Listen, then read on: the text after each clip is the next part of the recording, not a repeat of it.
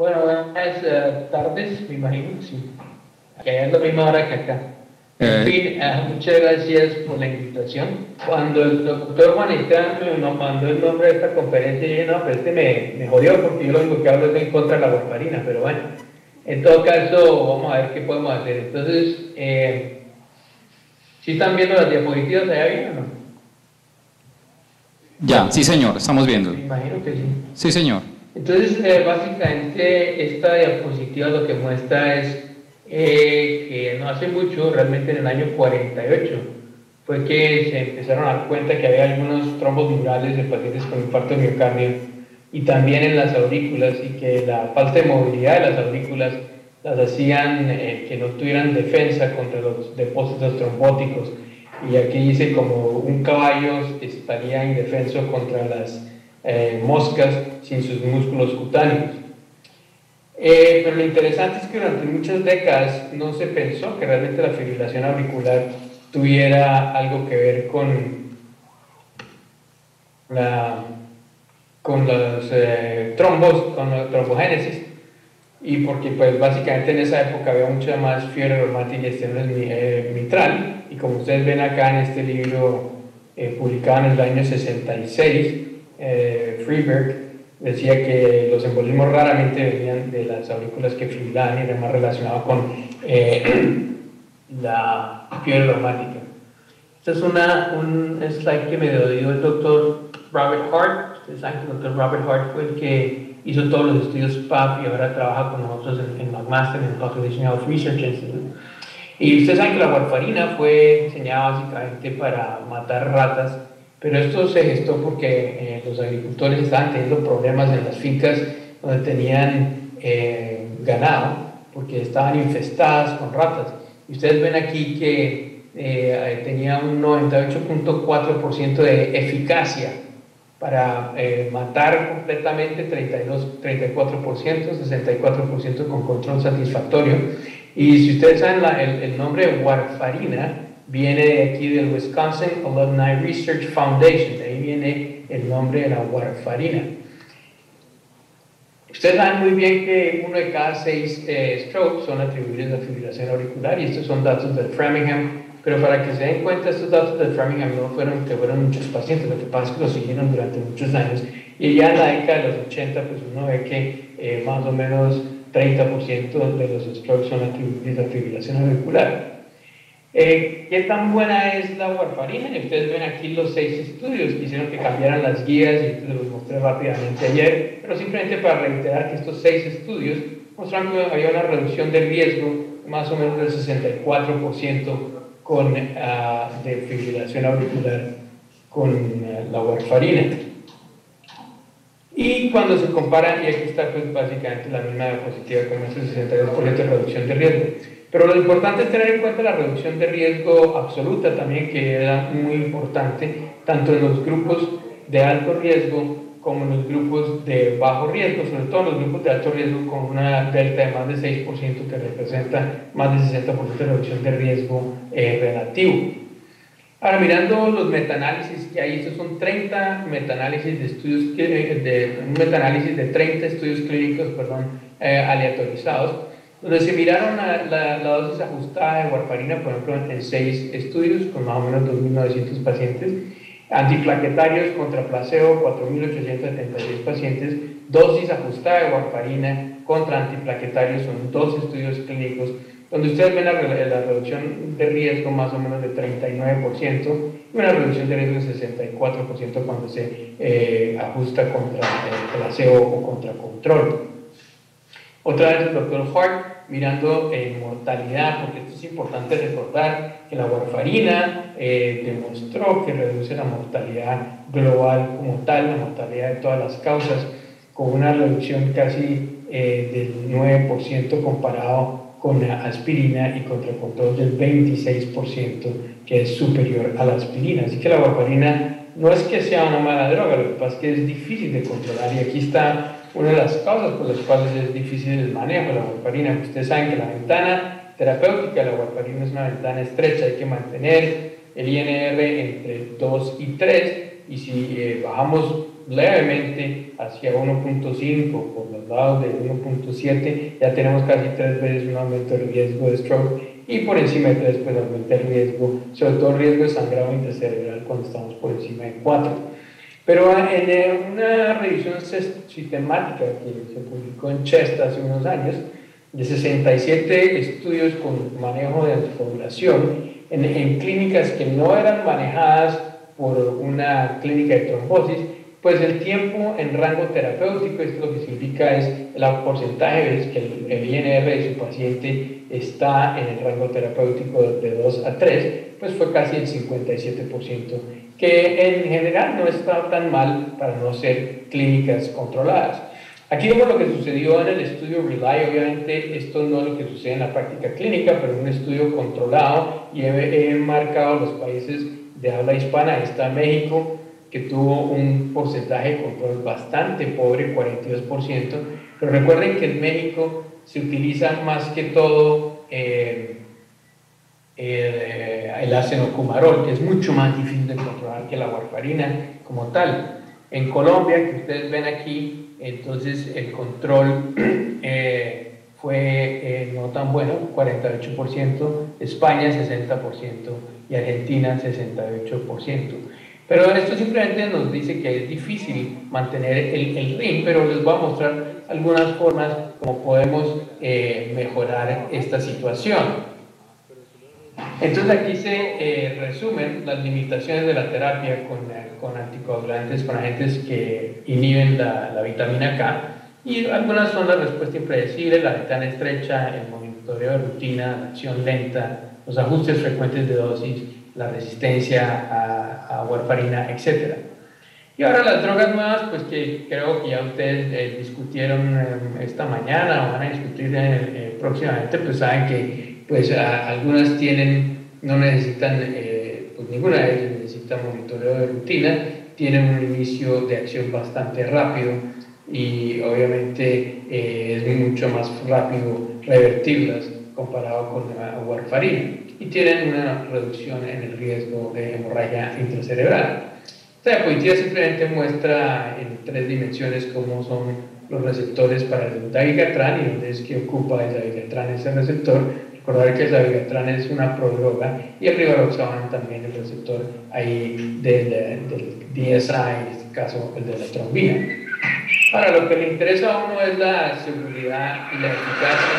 La seguridad y eficacia depende de varias cosas en los pacientes con warfarina, pues obviamente depende de múltiples cosas como es la tolerancia, es otras causas que pueden hacer que los pacientes no tomen la medicación, ya sea porque tienen un poquito de demencia o porque tienen trastorno cognitivo o simplemente porque pues, no quieren tomar la droga, y el problema de compliance pues, es algo que vemos con todas las medicaciones. Miremos bien cuáles son los riesgos de sangrar en los pacientes que tienen un RIN elevado, y esto es de un estudio publicado en Lancet hace ya unos años, donde 2.745 pacientes en una clínica de anticoagulación fueron iniciados con warfarina, y ustedes ven que 8% eran pacientes por encima de 80 años, que tenían trombosis venosa profunda un 33% y con enfermedad vascular un 17%, con una tasa de sangrado anual de sangrado mayor que es baja, de 1.1. Ahora, cuando el rango se encuentra de 2-9%, este es el sangrado de cualquier tipo, que esto no necesariamente significa que es sangrado severo, aumenta significativamente a medida que aumenta el INR, eso lo sabemos. Pero sin embargo, pues, ¿qué pasa cuando tenemos buen control con la warfarina? Que también se puede ocurrir, y este es el estudio RELY, en donde ustedes ven que el tiempo del rango terapéutico en promedio en el RELY fue más o menos del 66%. Pero hubo una serie de pacientes que tuvieron un tiempo de rango terapéutico entre 65 y 72%, y además hubo pacientes que tuvieron un rango terapéutico por encima del 72%. Y ustedes ven que a medida que el control de la warfarina es mejor, pues no hay una diferencia muy grande en los eventos, ni en la mortalidad, ni en el sangrado. En el único punto donde sí se mantiene la ventaja de las nuevas drogas es en el sangrado intracerebral, pero recordar que estas tasas de sangrado intracerebral pues son usualmente bajas. Así que ustedes ven que si uno tiene un buen control de la INR, pues los eventos como stroke o como embolismo sistémico están significativamente disminuidos. Estos son unos estudios donde se muestra más que todo el tiempo en rango terapéutico pero individual. Recuerden que lo que hizo el RELY, lo que ha hecho la mayoría de los estudios como el Rocket AF, aún el Aristóteles, es mirar la calidad del tiempo en rango terapéutico pero por centro. Estos estudios de aquí de White, por ejemplo, y el estudio de Bigger que están aquí resumidos, muestran los eventos en la tasa anual en porcentaje, pero desde el punto de vista individualizado. ¿Esto qué significa? Que, por ejemplo, aquí había 3.587 pacientes, donde un tercio estaban en el top percentil 75, otros entre 60 y 75% del rango terapéutico, y ustedes ven que la tasa de eventos, pues obviamente es disminuida cuando usted está en un rango superior. Pero esto también se asocia con unas bajas tasas de sangrado, que es importante tener en cuenta. Un buen control del INR con poca variabilidad reduce las tasas de sangrado, y esto también se vio en el estudio de Bigger como tal. Y esto simplemente para mostrarles que en este estudio, el de Bigger, que fue publicado en el 2006, estos fueron 1.000 pacientes con posinfarto, 2.000 y tantos con fibrilación auricular, 838 con enfermedad valvular. Muchos de estos pacientes, donde estas drogas nuevas todavía no están aprobadas y no han mostrado eficacia únicamente en fibrilación auricular. Así que la warfarina todavía tiene algunos nichos, como son los pacientes con enfermedad valvular y probablemente los pacientes con enfermedad coronaria, donde sabemos que reduce la tasa de eventos significativamente, sobre todo cuando se mantiene entre un cuartil adecuado de control del INR. Esto es del estudio VARIA, que es el grupo de Boston, Eileen Heileck, y aquí este estudio publicado hace un par de años, donde este es el tiempo de rango terapéutico promedio, que fue 61%, en estudios en pacientes que tenían buena experiencia y centros que tenían buena experiencia utilizando anticumarínicos. Y ustedes ven que pues, hay alguna serie de predictores que uno puede establecer que van a determinar que el tiempo en rango terapéutico sea adecuado, como las hospitalizaciones, medicaciones y otro tipo de alteraciones clínicas que ven ustedes ahí. Y por ejemplo, en el estudio ASPECT 2, que fue publicado en un Lancet hace una década, donde eran pacientes posinfarto y síndrome coronario agudo, donde ninguna de las drogas nuevas ha mostrado eficacia. Es más, todas las drogas nuevas de síndrome coronario agudo han tenido que parar los estudios porque ha habido más sangrados y no ha habido reducción de eventos. Pero ustedes ven, por ejemplo, en este estudio, las tasas de sangrado mayor fueron bastante bajas, pero esto era porque se mantuvo el RIN en un rango terapéutico por encima del 75%, donde aún las tasas de sangrado mayor son bastante bajas. La tasa de eventos combinados obviamente es mucho menor con warfarina y los eventos totales también con warfarina. Y ustedes ven que el número necesario para tratar con warfarina cuando está bien controlada son bajos, y cuando está súper bien controlada, o sea, con un tiempo en rango terapéutico por encima del 75%, son mínimos 14 pacientes que se necesita tratar para prevenir un evento significativo, ya sea de stroke o sea de infarto. Y este NNH es el número necesario para prevenir una hemorragia, que también son números que se encuentran de lo que creemos que está bien establecido. Es importante tener en cuenta esta proporción que usualmente no tenemos clara cuando usamos warfarina.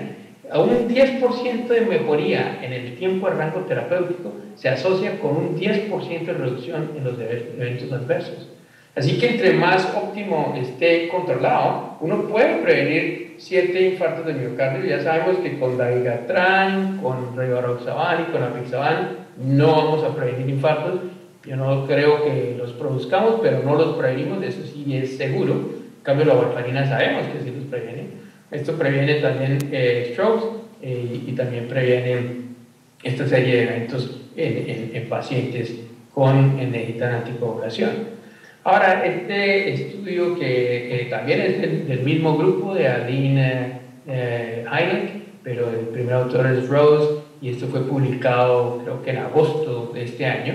Y ustedes ven aquí en el mismo estudio, el VARIA, mirando los targets y el nivel de antipoblación en este estudio de veteranos. Y aquí no va a entrar en los detalles, pero ustedes ven los pacientes que tenían un control promedio por debajo de 2. Y realmente, cuando ustedes tienen un control promedio entre 2.3 y 2.7, es donde ustedes ven que el tiempo en rango terapéutico es mejor, está por encima del 68 al 70%. Así que si ustedes son capaces de mantener eso así, ustedes van a ver aquí que con ese tiempo en rango terapéutico, y esto es por centro, ustedes van a prevenir una cantidad de eventos como tal. Así que no es que esto sea difícil de obtener, y estos otros estudios, varias series, simplemente mostrando que uno puede controlar el INR utilizando algunos algoritmos online o con esto que se llama el point of care, que no sé bien cómo se llama en español, pero los aparatijos con los cuales los pacientes mismos se están, como cuando es diabético, controlándose él mismo su INR. El tiempo en rango terapéutico después de esta intervención es casi del 70 y 78% en algunos casos, lo cual obviamente da cabida para pensar que la warfarina puede tener algunas ventajas como tal. Esto del estudio RELY, ustedes ven aquí que el sangrado extracraneal con ambas dosis, tanto de dabigatran, realmente no es tan favorable una vez ustedes pasan cierta edad, lo cual con warfarina se mantiene más o menos igual. Así que la edad también tiene algo que ver con respecto a esto. Los pacientes con enfermedad gastrointestinal, pues obviamente sabemos que hay altas concentraciones de dabigatran en las feces, aumenta el riesgo de sangrado gastrointestinal bajo, y además sabemos que no es ideal para pacientes ancianos, que muchos tienen angiodisplasia, diverticulosis o sangrado previo. Con la experiencia clínica hemos aprendido que podemos por lo menos dar un poco de inhibidores de la bomba de protones, pero estos no siempre nos van a reducir el sangrado gastrointestinal bajo, que es el que se ve más frecuente en estos pacientes. De la serie del NABOR, el registro del NABOR, pues sabemos que más o menos el 18.3% de los pacientes, solo de los que reciben anticoagulación, son referidos a las clínicas de trombosis, o sea que son muy pocos los que realmente son referidos ahí, y lo que sabemos es que el control local del INR tiene un efecto en cómo funciona la droga, y esto de nuevo del estudio RELY, ustedes ven que si el control no es muy bueno, pues obviamente la tasa de eventos es menor en la dosis alta de dabigatran, y esto pues es obviamente significativo, y el número necesario para tratar pues es bajo. Pero si ustedes logran obtener unos controles mejores, de 57 y 65% del RIM, ustedes ya ven que sus tasas de eventos no son tan diferentes, y pues ya el número necesario tratar no es tan significativo. Y por el contrario, igualmente lo mismo pasa para prevenir hemorragias como tal.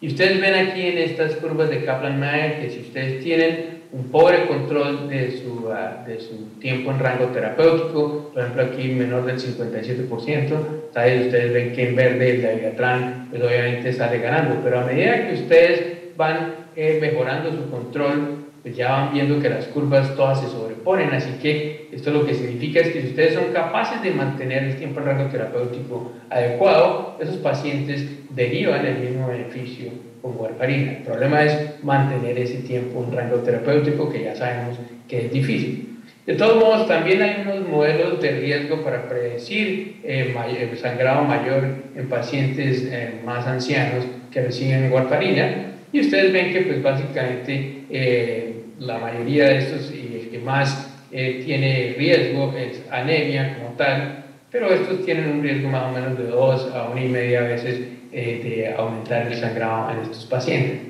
Ahora, esto también recientemente publicado, creo que fue publicado hace un par de semanas o un poquito más. Esto es también del RELY, pero esto, y no voy a entrar en los detalles aquí, pero aquí ustedes ven Sudamérica, entre los cuales participó Colombia, Una de las cosas que hizo el estudio Milay también era que les daba a los centros un algoritmo para mantener la anticoagulación bien adecuada, el tiempo en rango terapéutico adecuado. Y ustedes ven que cuando ustedes utilizan este algoritmo, pues ustedes son capaces de mantener un tiempo en rango terapéutico que está por encima del 60%, que es bastante bueno. Y lo que este estudio concluyó, que es publicado por Henrietta Van Spal, que trabaja ahí con nosotros también en cardiología, es que cuando ustedes utilizan nuestros algoritmos, ellos predicen una mejoría en mantener el rango terapéutico, lo cual se asocia con una reducción en los eventos, y este es el que tenemos en el hospital en Hamilton, que además es codificado por color, o sea que no se necesita ser un hematólogo para saber qué hacer, y aquí esto es lo que utilizamos con los médicos generales, lo utilizamos en nuestras clínicas, que de acuerdo a los colores se hacen cambios o se ajustan el número de dosis semanales, y cómo se deben ajustar también las dosis por pepas. Así que hay formas de mejorar la adherencia y de mejorar el uso de la warfarina. Ahora, el compliance es algo que todavía estamos viendo cómo funciona. Obviamente, el dabigatran y el apixaban se deben dar 2 veces al día. Tiene una vida media mucho más corta que la warfarina.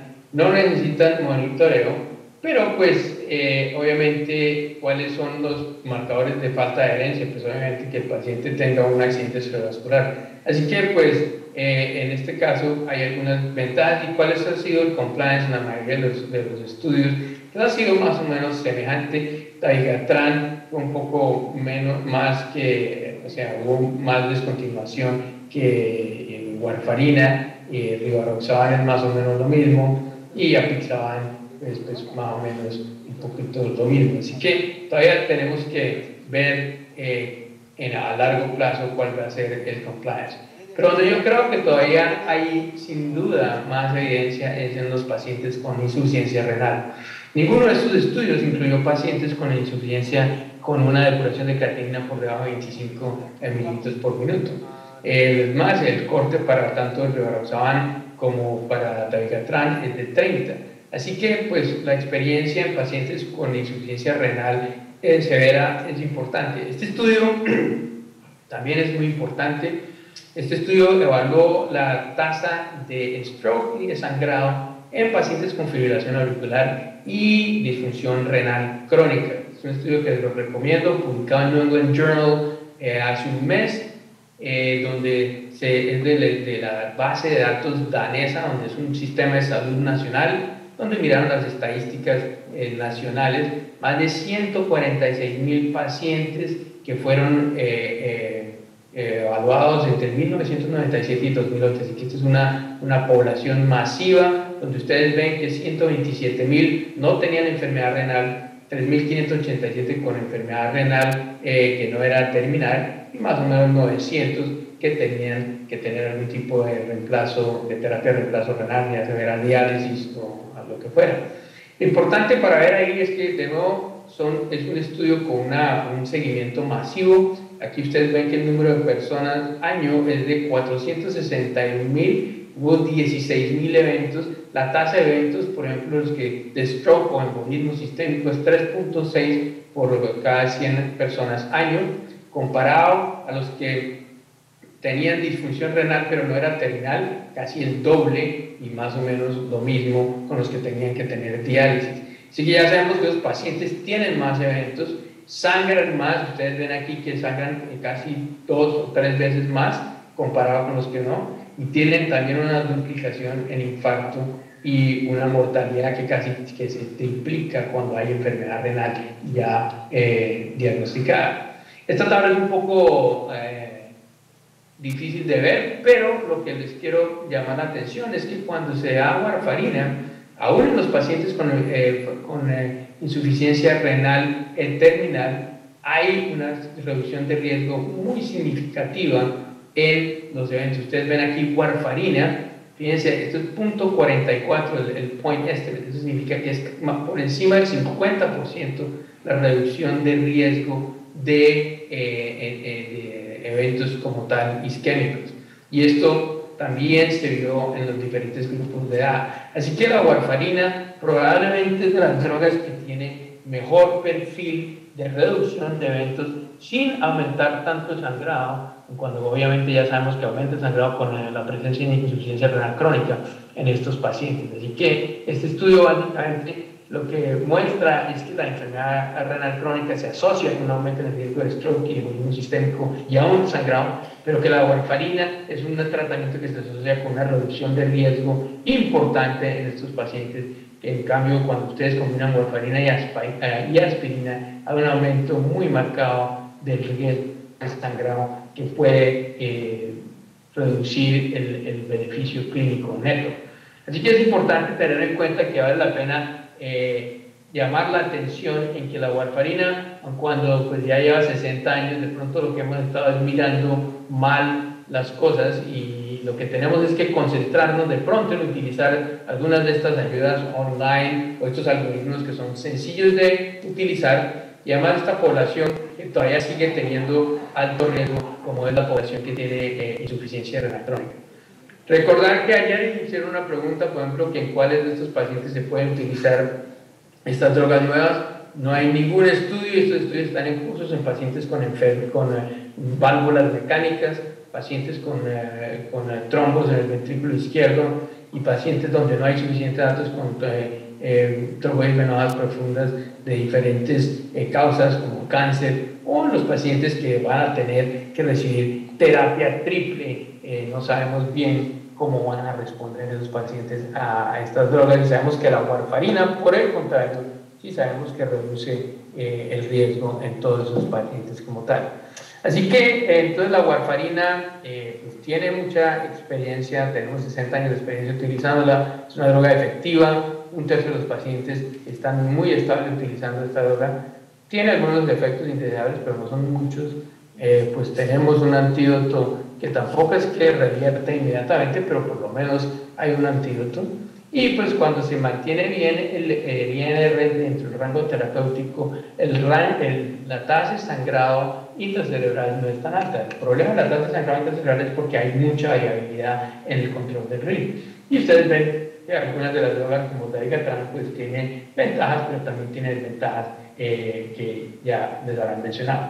Así que para terminar, existe un papel, hay que decirle adiós a la warfarina. Pues la verdad es que todavía la warfarina, hay pacientes que uno le ofrece la warfarina y que sienten que tienen o que están con la droga y se sienten bien, pues no necesitan cambiarla. Algunos pacientes dicen, bueno, no es que el viejito la única vez que sale es cuando le van a hacer el RIN, entonces déjelo con la warfarina porque es la única forma que socializa. Y la otra es que mi señora también toma warfarina, entonces yo también la tomo. A mí no se me aplica eso porque yo ya tengo 2 divorcios encima y las señoras más bien yo creo que me quieren dar warfarina pero para matarme. En fin, entonces, ¿cuáles son los pacientes que se deben mantener con esto? Si hay un riesgo alto de stroke, de hemorragia intracerebral, pues estos pacientes se benefician. ¿Cuáles son los pacientes en los cuales yo recomiendo que se cambie? Pues si hay un riesgo moderado o ya han tenido en buena dosis de warfarina o que tienen el RIN difícil de controlar, probablemente esos son los pacientes en los cuales se pueda y se deba cambiar. Esta es una diapositiva que me dio John Applebaum, de esto fue antes de que se hiciera el estudio RELY, donde esta propaganda hacía propaganda Rely on Coumadin, o sea que téngale confianza a la warfarina. La warfarina, entonces, para terminar, no estamos todavía listos para decirle adiós. Obviamente lo que tenemos es opciones nuevas y algunas que son superiores cuando no se puede mantener bien el control del INR. Y esa creo que es la última diapositiva. Muchas gracias de nuevo por la invitación y espero que en otra oportunidad pueda estar allá presencialmente. Muchas gracias.